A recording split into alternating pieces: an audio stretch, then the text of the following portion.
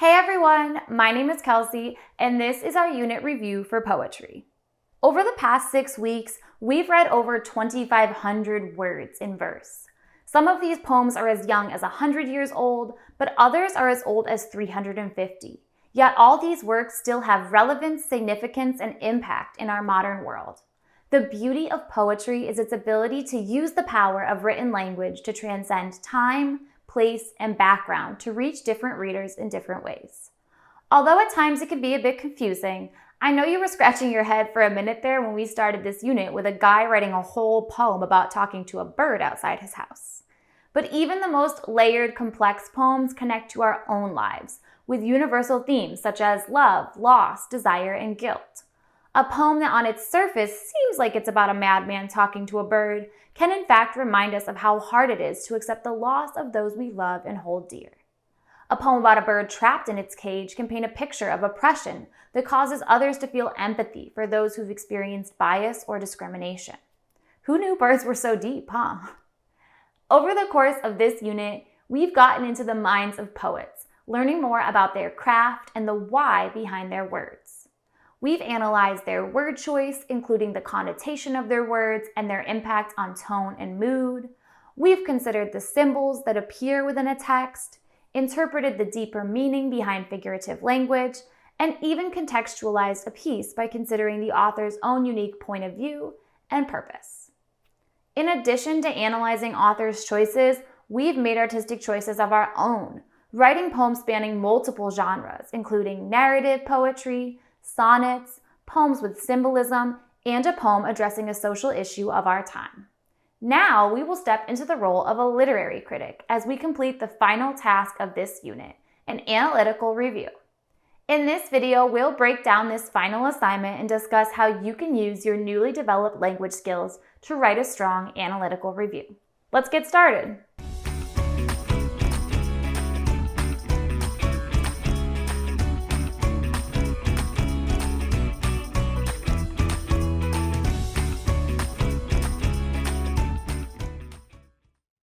What is an analytical review? An analytical review is a paper that requires a combination of summary, analysis, and evaluation skills in order to interpret the key ideas of a literary work, as well as evaluate their significance and effectiveness.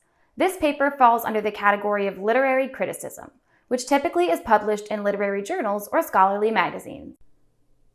Often, true literary critics, yes, you can spend your whole life analyzing books for a living, will choose a particular lens for evaluating a poem, for example, analyzing it from a biographical, feminist, or comparative lens. But for the sake of this assignment, since you're still junior literary critics, you'll focus on the poem as a whole rather than picking a specific lens. Your analytical review will consist of 5 parts or 5 paragraphs. You'll begin with an introduction to your poem where you give an overarching summary of the piece. For this portion, imagine you're explaining the poem to a person who hasn't read it. How can you get the gist across while still saving the good stuff for later in your essay? Feel free to include historical context here if it applies to your poem, but it's not required. Next, the second paragraph of your essay and first body paragraph will be a thematic analysis. This is where you interpret the meaning and message of the poem along with the point of view and author's purpose. It's a good idea to include one rock star piece of evidence that really drives home that central theme you've identified, so your reader can clearly connect the poem to your points. Third, you'll move into a deep dive of a couple poetic elements the poet uses. I would focus on 2 elements, exploring one example of each. You might focus on figurative language and diction, or symbolism and rhyme scheme. Whichever elements you choose, make sure you interpret the significance of each. How did the poet's decision to use A-B rhyme scheme contribute to the poem's meaning? How does the symbol connect the poem thematically?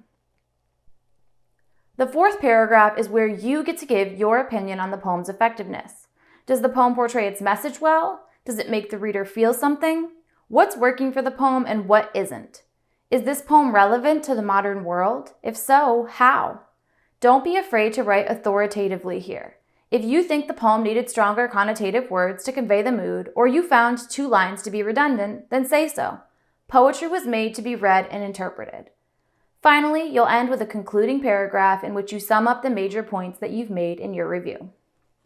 As you write your analytical review, Don't forget all of the tools that you've learned to strengthen your craft as a writer over the course of this unit. You've learned how to revise writing from passive to active voice, how to use parallelism to create rhythm and flow, increasing the impact of your words, and how to eliminate redundancy in your writing to make it more concise.